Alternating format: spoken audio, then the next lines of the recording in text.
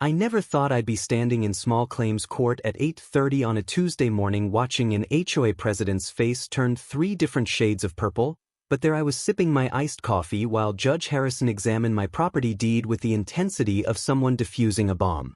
"Mr. Palmer," he said, adjusting his glasses. "According to these documents, your property sits on Mockingbird Circle, which is east of Elmage Drive.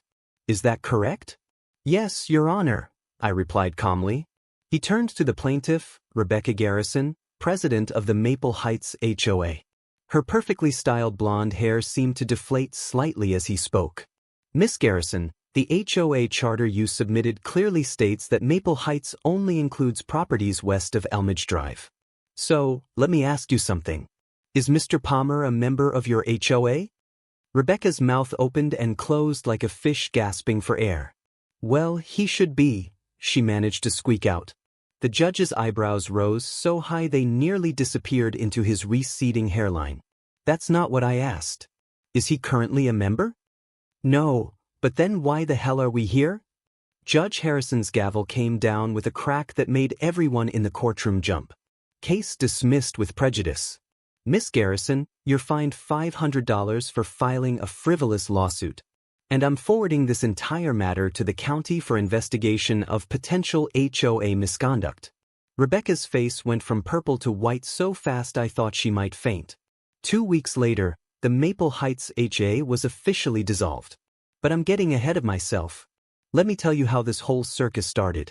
My name is Daniel Palmer, and I'm a 35-year-old software developer who values 3 things above all else: a quiet morning coffee, the freedom to paint my front door any color I want, and being left alone. That's why when I was house hunting last year, I specifically looked for properties that weren't part of any homeowners association. I'd heard too many horror stories from friends about power-tripping board members and ridiculous fines for having the wrong shade of beige on their shutters.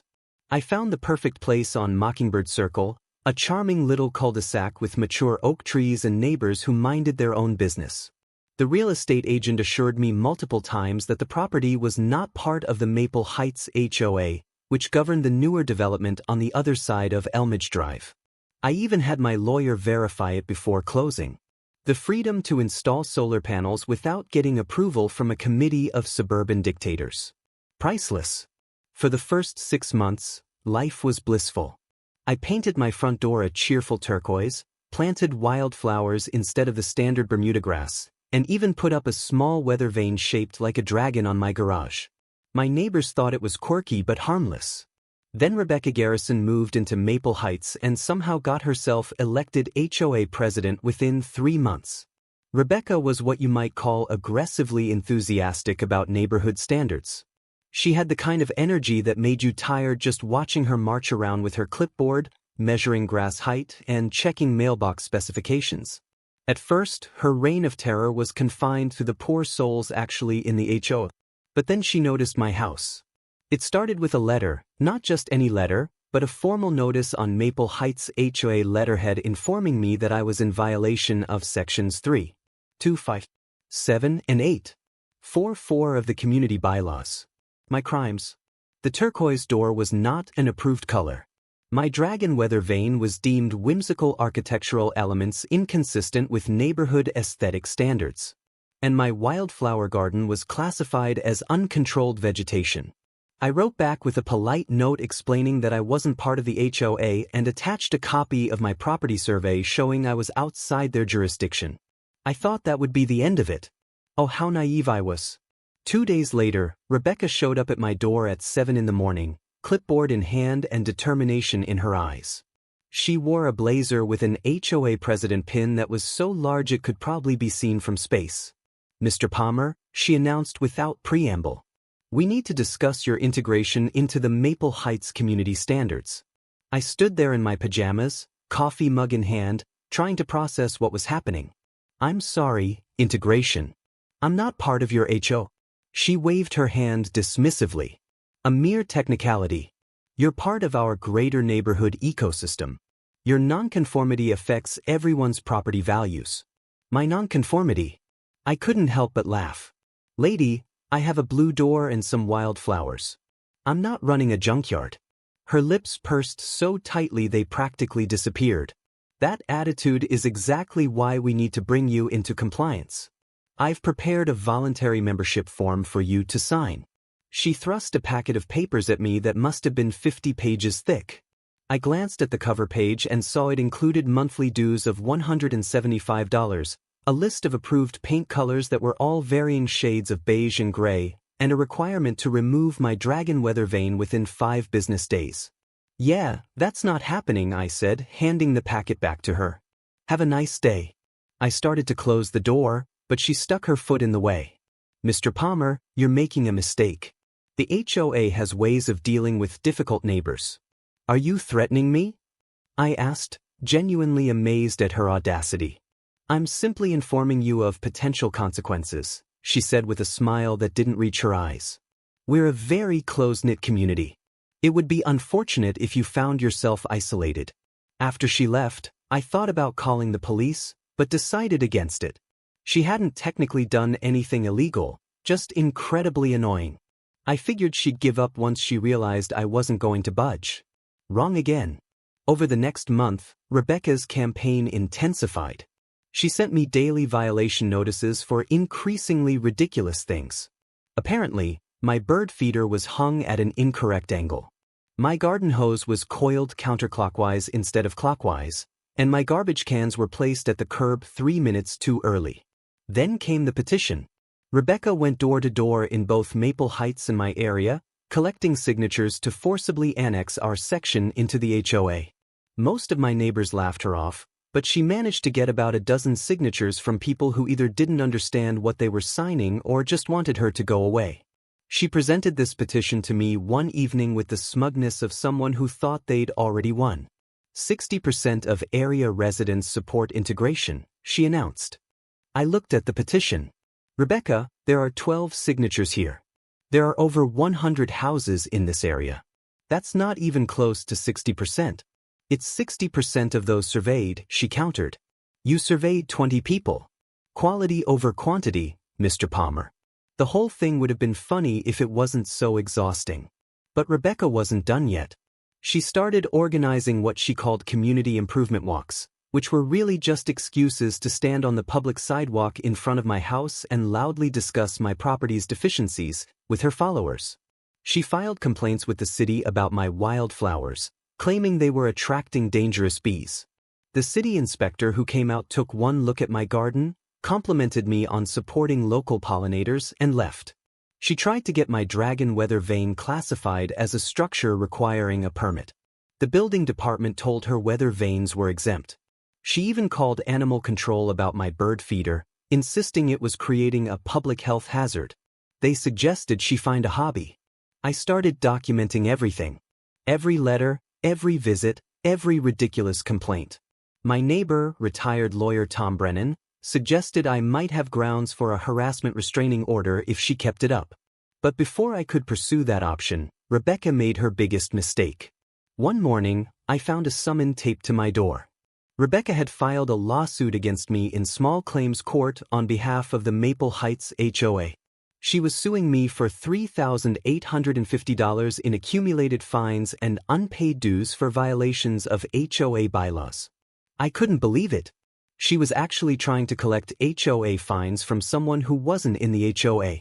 The court date was set for the following Tuesday, and I spent the weekend preparing my defense with Tom's help. "This is either the boldest move I've ever seen or the dumbest," Tom said, reviewing the lawsuit. "She's essentially admitting in legal documents that she's been harassing a non-member. Can she even use HOA funds for this?" I asked. Tom's eyes lit up. "Now, that's an excellent question. If she's using HOA money to sue someone outside their jurisdiction, that could be misappropriation of funds." Tuesday morning arrived and I walked into the courtroom armed with my property deed, the original HOA charter and boundary maps. Correspondence showing I'd repeatedly informed Rebecca I wasn't a member and documentation of her harassment campaign. Rebecca was there with her lawyer, looking confident in a power suit that screamed, "I demand to speak to your manager." Judge Harrison called the case and asked Rebecca's lawyer to present their argument. The lawyer, looking somewhat uncomfortable, explained that I had repeatedly violated HOA standards and refused to pay fines or dues despite numerous notices. The judge listened patiently, then turned to me. "Mr. Palmer, are you a member of the Maple Heights HOA?" "No, Your Honor. My property is outside their jurisdiction, as these documents clearly show." I handed over my evidence. Judge Harrison spent about 90 seconds reviewing it before looking up with an expression of barely contained irritation. That's when the beautiful 3-minute demolition I described at the beginning took place. But the judge wasn't done after dismissing the case and finding Rebecca. He had more questions. "Miss Garrison, did you use HOA funds to pay for this lawsuit?" Rebecca's lawyer tried to object, but the judge silenced him with a look. Rebecca stammered. "The board approved it as a necessary expense to protect property values. The board approved using association money to sue someone who isn't even in your association." "Well, when you put it that way," Judge Harrison shook his head. "I'm referring this matter to the county administrator's office for investigation. Using HOA funds for actions outside the scope of the association's authority could constitute fraud. You might want to hire a criminal defense attorney, Miss Garrison." Rebecca's confident demeanor crumbled completely. Her hands shook as she gathered her papers, and I almost felt sorry for her. Almost. The county investigation moved with surprising speed. Within a week, an auditor was going through the Maple Heights HOA books with a fine. Rebecca was overzealous. It turned out she had used HOA funds, not just for my lawsuit, but for a series of questionable expenses. $3,000 for neighborhood beautification consulting that turned out to be a personal landscaping project at her own house. $1,500 for board meeting catering at restaurants where she dined alone. And most damning, she had never actually filed the HOA's required annual reports with the state for the past 2 years, meaning the HOA was technically operating illegally. Tom Brennan, who still had connections from his law practice, heard through the grapevine that several Maple Heights residents had been looking for an excuse to dissolve the HOA. Anyway, Rebecca's shenanigans provided the perfect opportunity. A special meeting was called. For the first time in 5 years, they actually had enough homeowners show up to meet quorum requirements. The agenda had only one item: a vote on whether to dissolve the Maple Heights Homeowners Association. I wasn't there, of course, not being a member, but Tom's friend who lived in Maple Heights gave us the play-by-play afterward. Rebecca tried desperately to maintain control, but the residents were done. They were tired of the petty fines, the arbitrary rules, and most of all, they were furious that their money had been misused. The vote was 73-12 in favor of dissolution. According to Tom's friend, when the results were announced, Rebecca stood up and shouted, "You'll regret this when your property values plummet." Someone in the back yelled, "The only thing plummeting is your reputation, Rebecca." But the real consequences for Rebecca were just beginning. The county district attorney, after reviewing the investigation results, decided to file charges. Not major felony charges, but enough to make her life very uncomfortable. She was charged with 2 counts of misdemeanor fraud for misusing HOA funds and 1 count of filing a false legal document for the lawsuit against me. The criminal case was settled pretty quickly. Rebecca pled no contest to 1 count of fraud in exchange for the other charges being dropped. The judge sentenced her to 6 months probation, 200 hours of community service specifically focused on financial literacy education, and ordered her to pay restitution of $8,500 to the former HOA members. She was also barred from serving on any homeowners association board in the state for 10 years. Standing in the courtroom as the judge read the sentence, Rebecca's face crumpled. The woman who had spent months trying to control everyone around her had lost everything she'd built her identity on. When the judge banged his gavel and said, "Next case," she stood there frozen, unable to believe it was really